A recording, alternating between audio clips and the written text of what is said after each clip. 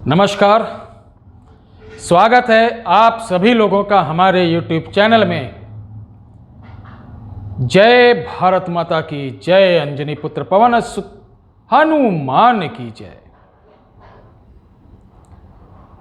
बाली समय रवि भक्ष लियो, तब तीनों लोक भयो अंधियारो। हनुमान जी की अगर महिमा का बखान करें तो युग युगांतर बदल जाएंगे, परंतु इनकी व्याख्या,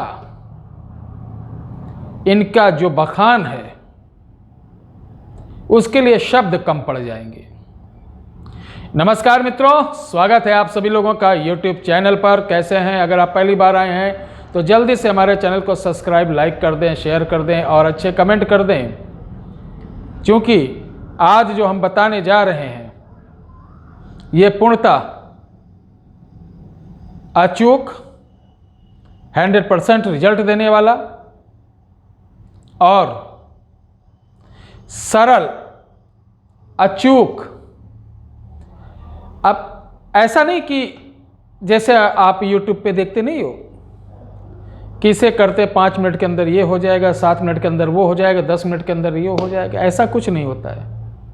वो सब वीडियो को क्लिक करने के लिए ऐसे ऐसे टाइटल से दिए जाते हैं। इतना आसान भी नहीं होता है, क्योंकि क्रिया प्रतिक्रिया और जो एक सिस्टम रहता है और वो नक्षत्रों की गणना यानी सितारों की चाल,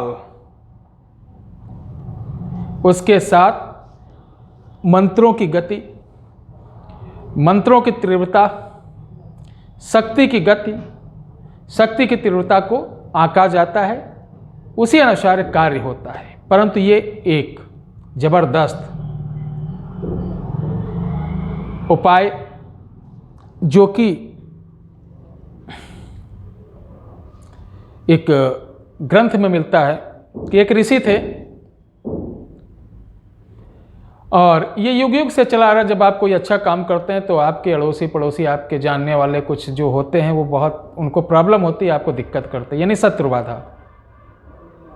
तो ऋषि जो थे वो जब अपना आश्रम को बढ़िया मिट्टी से सुंदर लीप पोत कर, बहुत सुंदर डिज़ाइन दे के डेली झाड़ू लगाना, गाय के गोबर से लीपना, पूजन अर्चन, सुबह मधुर भजन होते थे, मंत्रों का उच्चारण होता था, पक्षियों को भोजन देते थे, दाना देते थे। उस जंगल में यानी पक्षी पशु सभी आके संत जी का आदर सम्मान करते थे। यह देखकर एक दुष्ट प्रवृत्ति का राजा था, उसको लगा कि सारी प्रजा मेरी इज्जत करती है, सारी प्रजा मुझे मान सम्मान देती है, मेरे आगे शीश झुकाती है, लेकिन इस संत के आगे तो प्रजा छोड़ो, जीव जंतु सभी इसका सम्मान करते हैं।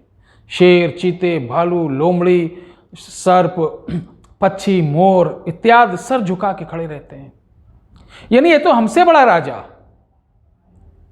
तो अब ये कैसे हो सकता है कि एक राज में दो राजा रहें? ये बात सन की था उसके दिमाग में खनक गई कि इसको अब नहीं रहने देना है। एक तरफ यह भी जानता था कि अगर हमने संत हत्या की तो इसका जो दुष्परिणाम होगा वो समाज में बुरा होगा। तो उसने षड्यंत्र रचा कि इसको बदनाम किया जाए। नाना प्रकार के वो बार बार प्रयास करता था। ऋषि पहले से जान जाते थे और उसके प्रयास को ख़त्म कर देते थे। कई बार ऐसा हुआ, अंत में जब लास्ट में उस राजा ने सोचा कि ये सारे प्रयास निरर्थक हो गए, अब इसको मौत ही देनी है, बाण से अपने फरसे से इसको मारूंगा, इसकी हत्या करूंगा, तब मैं मानूंगा। अब उसके लिए प्रजा कुछ बोले, समाज कुछ बोले, ये नहीं चिंतन करना है। चिंतन सिर्फ इस बात का करना है कि राजा ये है कि मैं हूं, इस राज्य में 2 ही राजा रह सकते हैं। तो राजा इस भाव को लेकर अमावस की रात को, घोन अंधेरी रात थी, भेष बदलकर अपने साथ कुछ सिपाही लिए और चल दिए जंगल की तरफ घोड़े पर सवार होकर। अंधेरी रात, हल्की बादल गरज रहे थे और तेज हवाएं चल रही थी। घोड़े की टाप की आवाज़ cut cut cut cut cut cut cut cut वो चली जा रही। नगर के सभी लोग जो रात को विराम कर रहे थे सोच रहे थे कि भला इतनी रात को ये इतने सैनिक इधर जा रहे हैं। इधर से राजा चला संत जी को मारने, महंत जी को मारने, साधक जी को मारने। उधर संत जी को पता चल गया कि ये मुझे मारने आ रहा है। तब क्योंकि संत कोई हत्यारे तो नहीं होते,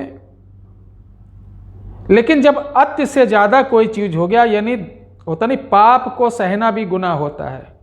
जब पाप भर जाए तो पाप करने वाले का अंत होना जरूरी होता है।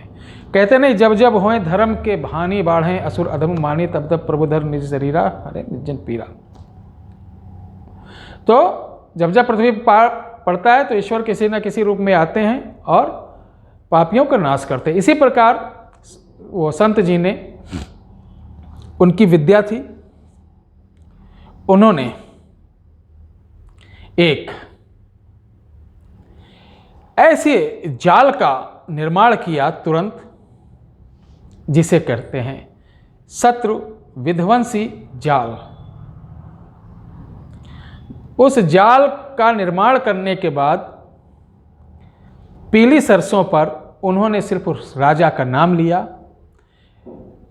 नाम लेने के बाद मंत्र था 2 शब्द, और फट स्वाहा बोलकर 3 बार उस जाल पे मार दिया। राजा जहां था वहीं खड़ा रह गया। उसके दिमाग से सब निकल गया कि हम क्या करने जा रहे थे, मैं कौन हूं, यानी शत्रु को भूल गया। पुनः नगर आ गया, नगर में प्रवेश किया। अपनी रानी महारानी ने पूछा, महाराज आप तो इतना क्रोधित होके गए थे और लौट आए, क्या बात है? कि हम कहाँ गए थे, क्या करने गए थे? कि अरे उसी संत को माने, उसी महंत को, जब आप कह रहे थे कि इस नगर में 2 राजा रहेंगे, या तो मैं या तो वो। कि ऐसा मैंने कहा नहीं। हाँ, मैं राजा हूं, मैं प्रजा का राजा हूं। अगर वो संत है तो वो धर्म का राजा है, कर्म का राजा है, योग का राजा है, जप का राजा है, तप का राजा है। तो उसके आगे मेरी कहाँ बिसात। वो अपनी हार मान गया। उसी दिन से शत्रुता भुलाकर संत को निज नए पकवान, भोजन, फल इत्यादि मेवे मिश्री भेजाता था। तो वो परंपरा अंतर्गत ये एक जो संत थे वो भील समुदाय के थे, और उस भील समुदाय की परंपरा आज भी चली आ रही है। उनके जो बच्चे हैं, उनके जो कुल परंपरा है, आज भी उनका अगर शत्रु कोई बहुत पीछे पड़ जाता है तो आज वो जाल बनाकर उस पर उस मंत्र से 3 बार मारते हैं, उस जाल को लपेट कर जमीन में गाड़ देते हैं। तो शत्रुता भूल कर और उसका सहयोगी बन जाता है, या शत्रुता भूलकर आपको किसी प्रकार का भविष्य में कभी नुकसान नहीं पहुंचाता है। तो ये शत्रु जो मायावी जाल, इसे हम शॉर्टकट में शत्रु मायावी जाल बोलते हैं, इतना बड़ा टुकड़ा सा होता है। और ये आप, अगर आपका शत्रु आपको बहुत परेशान कर रहा, तंग कर रहा है, तो चूंकि आप इसे पाएंगे नहीं, ध्यान रखिए, इसे आप पाएंगे नहीं। और छोटे मोटे टोटके से सोचो, बड़े शत्रु को हम काबू कर लें, या पीपल के पत्ते पे नाम लिख के जला दो, शत्रु आके माफ़ी मांगेगा। मैकडोनाल्ड्स के पिज़्ज़ा पे लिख दो, शत्रु आके माफ़ी मांगेगा, उनके यहाँ के समोसा लाके। तो ऐसी कोई बात नहीं है। आप शत्रु को काबू करने के लिए आपको उसी पावर, उतनी ही बड़ी क्षमता, उतनी पावरफुल एनर्जी की आवश्यकता होती है। छोटी एनर्जी काम नहीं करेगी। अगर घर को आपको रोशनी देना हो तो अगर 12 वोल्ट की बैटरी से क्या आप घर का एसी वैसी चला पाओगे? नहीं, उसके लिए बड़े जनरेटर की या बड़े पावर की ज़रूरत पड़ेगी। इसी तरीके बड़ी ऊर्जा की ज़रूरत पड़ती है। ये आप प्रयोग कर सकते हैं। ये जो मायावी जाल, शत्रु के लिए मायावी जाल है, ये आपको, अगर आप ये देख सकते हैं तो किसी उच्च पंसारी की दुकान पे मिल सकता है। ध्यान रखना, ये मायावी जाल अलग होता है, इंद्रजाल अलग होता है। इंद्रजाल की बात नहीं कर रहा हूँ। इतना बड़ा सा होगा जिनको असुविधा हो वो हमसे कॉल करके संपर्क कर सकते हैं, उनको दे दिया जाएगा, भेज दिया जाएगा कोरियर द्वारा। प्रयोग बहुत आसान, 2 शब्द बोलना है और शत्रु का नाम बोलना है, डालना है। किसी भी दिन में आप दोपहर 11 से 2 के बीच में ये कर सकते हैं। फिर शत्रु की गतिविधियों पर ध्यान देना क्या होता है। ठीक है, ये बहुत अच्छा उपाय है। अब ध्यान रखना, इस वीडियो में अगर हम ये भी बता सकते थे कि अगर आपका शत्रु इतना प्रबल है तो आप जाइए शनिवार को ऐसा करके ऐसा कर दिए, शत्रु आके ऐसा करेगा वैसा करेगा, तो नहीं होगा। फिर आप कहेंगे ये वीडियो झूठी है, मैंने मेहनत किया कुछ हुआ नहीं।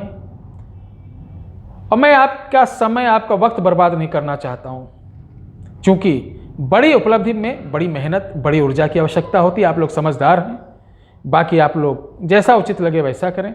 ये वीडियो अच्छी लगी हो, अच्छा कमेंट करें और आशीर्वाद दीजिए, लाइक करिए, शेयर करिए। जिसको ये मायावी शत्रु जो जाल है वो चाहिए, वो कांटेक्ट कर सकता है। रविवार को छुट्टी रहती, बाकी दिन सुबह 10 से शाम को 4-5 बजे तक का हमारा ऑफिस खुला रहता है। ध्यान रखें, अनायास किसी को पीड़ा देने के लिए या छोटी छोटी बातों पर किसी को दंड देने के लिए इसका उपयोग दंडनीय है। यानी इसके आराध्य देव, इसके जो देवता होते हैं वो साधक को बख्शते नहीं हैं। अतः जो शत्रु आपके पीछे पड़ गया हो, आपके बीवी के पीछे, आपके बच्चे के पीछे, आपके ज़मीन के पीछे, आपके बिजनेस के पीछे, आपके मान के पीछे, आपके सम्मान के पीछे, उसके लिए आप प्रयोग कर सकते हैं। जय हिंद, जय भारत, जय श्री राम।